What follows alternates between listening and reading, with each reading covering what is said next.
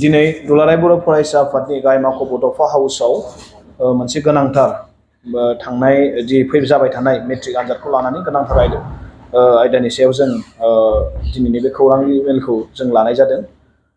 जि मैया जालांनाय मेट्रिक एग्जामनि जि ससियेल साइन्स एबा समाज बिगियान आयदानि जि सोंलु बेखौ जोङो नुदों आरो गोबां गारजेन आरो फरायसुला फरायसुलि एबा फोरोंगिरिफोरनिफ्राय जों रिपर्ट मोनदों दि बेयाव सोंथि बिलाइयाव गोबां गोरा एबा सिगांनिफोरनिख्रुइ एसे सोलायनाय जों नुनो मोनदों। बेयाव जाय सोंथिनि फिननायखौ होनो थाखाय जोंनि थाखो 10नि फरायसाफ्रा हाख'वा बा बेयो 10 थाखोआव फरायनाय गथ'फोरनि होथावना माखासे सोंथिनि एन्सारफोरखौ दिनै नुनो मोनाखै।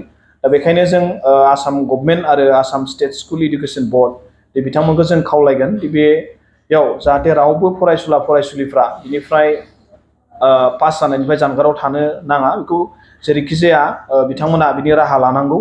मानोना बियो बिथांमोननि जि कुइसन पेपार बेखौ जों नुदों बियो 10 स्टेन्डार्डनि बियो जायाखै कि बिथांमोना एपीएससी यूपीएससी आनजादनि बायदि बियो होदों। मानोना बे एपीएससी एग्जाम नङा, बे क्लास 10 नि मेट्रिक एग्जामसो। गुबुन बोसोरफोरावबो एमसीकिउखौ बिथांमोना होबोदों आरो बेबायदिनो सिगांबो होदोंमोन, खिन्थु देग्लाय नि एमसीकिउफोरनि माखासे सोंथिफोरखौ नायोबा बियो गोबां क्रिटिकेल, गोबां माने बेले बेजे बेयाव खालामदों। गोबां फरायसाफ्रानो बे जेंनाजों मोगा मोगि जादों।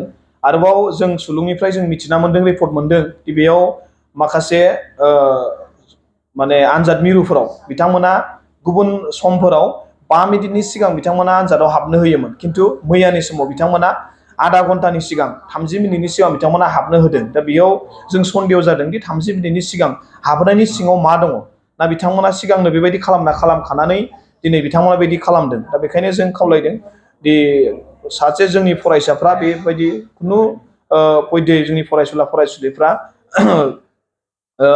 नाम्बार मोननायनिफ्राय जानगाराव थानो गोनां हयथ' जाया।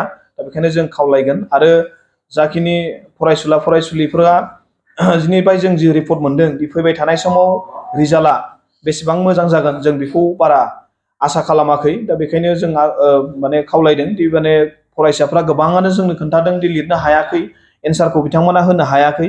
दा बेखायनो जोङो माबायदि रिजाल्ट जागोन बेखौ जोङो एसे सन्देहजनक जादों। दा बेखायनो जों आसाम गभर्नमेन्ट आरो आसाम स्टेट स्कुल एडुकेसन बर्डखौ जों गले गले खावलायगोन दि बिथांमोना बिनि गोख्रै माबा मोनसे इनिसियेटिभ एबा राहा लानांगौ आरो जोंनि फरायसाफ्रा जाखिनि जेंनाजों मोगा मोगि जादों दा बै जेंनानिफ्राय बारग'नायनि राहा बिथांमोना जाहाथे होनांगौ। जों दुलाराय बर' फरायसा आफादनिफ्राय जों बेखौनो खावलायो।